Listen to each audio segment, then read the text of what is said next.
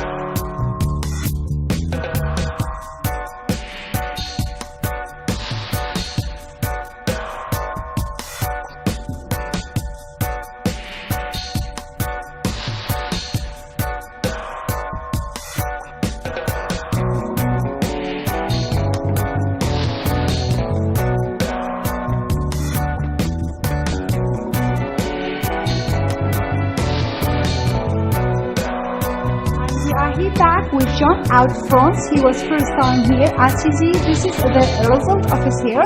I'm gonna turn him a little bit so you can see his hair.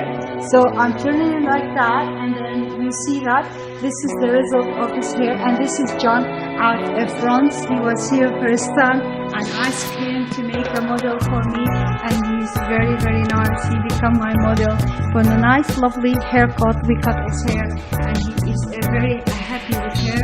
And we are also, as Vivian Hair Design, very happy for result. So Jean, you want to say anything to the world? You speak France, so we will speak France with you. Yeah? Yes, oui. Je suis très content. Thank you very much. Au salon très agréable. Thank you very much. La coiffeuse également. Oh, thank you very, very much. Bye bye. Bye bye. And I think he said I'm very good hairdresser and he liked her style. I didn't understand the language, so we will say for Jean, thank you very much and Merci beaucoup. merci beaucoup and bye bye. Ciao ciao.